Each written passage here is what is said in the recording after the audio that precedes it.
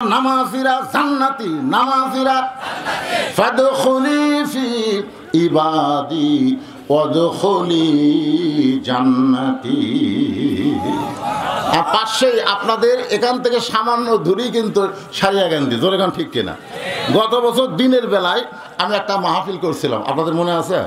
পাশে আর একটা আমার করবার দেয়নি, যাই হোক যেটা দেয়নি সেটা বাদ দেন। যেটা করছিলাম ওইখানে কিন্তু আমি আসরের নামাজের আলোচনা করছিলাম, ওই জায়গায় আমি আসরের নামাজের আলোচনা করছিলাম। এই জন্য আজকে আর নতুন করে আসরের ওয়াজ করব না, এখন ওয়াজ করবো মাগরিবের 3 রাকাত। জোরে কোন কয় রাকাত? হ্যাঁ সেদিন শোনেন নেই? আচ্ছা তাহলে পরে বলবো। এখন মাগরিবের 3 রাকাত নামাজ।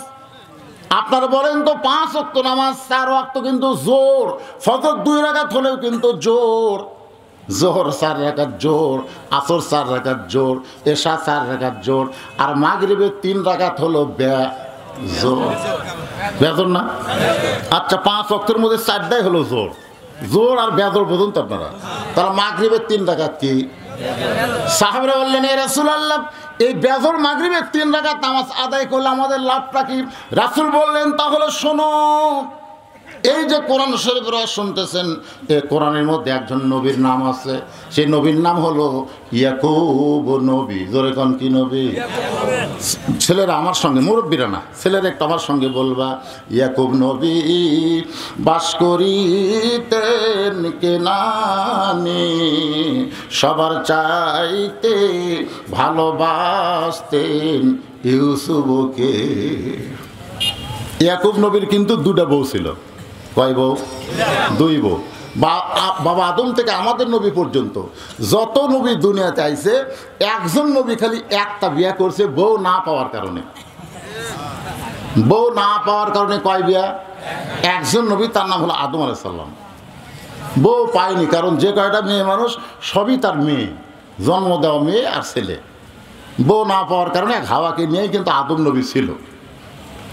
আর একজন নবী এখনো বিয়া করেনি, তার নাম হলো ঈসা আলাইহিস সালাম। আর প্রত্যেকটা নবী কম করে হলেও 2টা করছে, বেশি 100 পর্যন্ত করছে।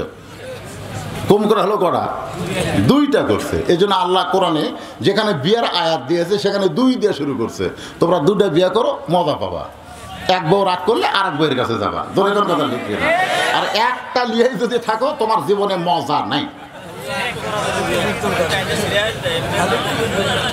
কোনো বউ যদি রাগ করে, কোনো বউ যদি রাগ করে, খালি এই তুই রাগ করছো আর কাছে যাবো, দৌড়ে এসে পা ধরে বলে যায় না আমি ভালো হয়ে গেছি। মেয়েদেরকে যদি সাইজ করতে চান, সামর্থ্য থাকলে আর একটা বিয়ে করেন, আপনার জীবন শান্তিময় হয়ে যাবে। খালি অর্থের দিকটা সামর্থ্য না, ওই দিকটা সামর্থ্য হওয়া লাগবে। জোরে কোন কথা ঠিক না? ওই দিকে কোন দিক ওটা ইশারা করে বললাম, পরে বুঝা নেবেন। তাহলে ইয়াকুব নবী 2টা বিয়ে করছেন। জোরে কোন কয়টা? 2টা বইয়ের পেট থেকে আল্লাহ তাকে 12টা সন্তান দিয়েছিল। জোরে বলেন কয়টা? একটা বইয়ের পেট থেকে মাত্র 2টা ছেলে, আর একটা বইয়ের পেট থেকে 10টা ছেলে। এই 10টা ছেলে অত্যন্ত খারাপ ছিল, 2টা ছেলে অত্যন্ত ভালো ছিল। ইয়াকুব নবী নির্জনে বসে আল্লাহর কাছে কান্দের বলে, আল্লাহ আমার 10টা ছেলে এত খারাপ হলো কেন? আমি নবী হয়ে জন্ম দিলাম, আমি নবী হয়ে জন্ম দিলাম, তারপরে 10টা ছেলে আমার এত খারাপ হলো কেন? আর আমার 2টা ছেলে এত ভালো হওয়ার পিছনে কারণ কি? আল্লাহ বলে, ইয়াকুব তুমি বাবা, তুমি বুঝবা না, সন্তান ভালো মন্দ এটা বাপের কারণে হয় না, এটা হয় মায়ের কারণে। তোমার যে 10টা ছেলে খারাপ, এই 10টা হলো তোমার ওই বউটাও খারাপ। ধরে কোন কি খারাপ? আজকে যেই ছেলেরা কোরআনের মাহফিল হিসাব মেলার মধ্যে ঘুরতেছে, রাস্তায় রাস্তায় ঘুরতেছে, কোরআনের মাহফিলে বসার সৌভাগ্য হচ্ছে না, বুঝুন ওই ছেলের দোষ না, দোষ হলো ওর মায়ের। দোষ হলো কার? এই জন্য খ্রিস্টান নেপোলিয়ান বলেছে, ভালো একটা ছেলে যদি তোমরা চাও তাহলে ভালো একটা বাবা লাগবে না, ভালো একটা মার বড় দরকার। আজকে আমরা ভালো ছেলে যদি পাওয়ার চাই, ভালো মায়ের দরকার আছে না নাই? 10টা ছেলে রক্ত মাখা জামা নিয়া ইয়াকুব নবীর সামনে কাঁদতেছে। এটা কিন্তু আসল কান্না না, এটা হলো অভিনয়ের কান্না।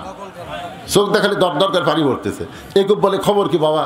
বলে, এই যে আব্বা ইউসুফের জামা, অনেক চেষ্টা করে বাঘের হাত থেকে ইউসুফকে আমরা রক্ষা করবার পারিনি, কিন্তু জামা রক্ষা করছে। আপনার বলেন তো এর মধ্যে ষড়যন্ত্র আছে না নাই? আচ্ছা, বাঘ যদি ইউসুফকে ধরে তাহলে আগে কি ইউসুফকে ধরছে না জামা ধরছে? জামা জামা দেখে যে রক্ত মাখা জামা, কিন্তু কোনো জায়গা ছিঁড়েনি, ছিঁড়া ফাটা কিছুই নাই, সে জামা রক্ত মাখা।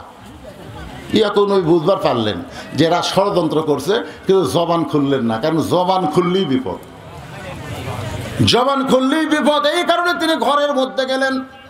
ঘরের মধ্যে গিয়ে রক্ত মাখা জামা নিয়ে আল্লাহর কাছে বললেন, আল্লাহ, আমার 10টা সন্তান ষড়যন্ত্র করতেছে, আমি তোমার কাছে বলতেছি আল্লাহ, আমার ইউসুফ যেখানে থাকে না কেন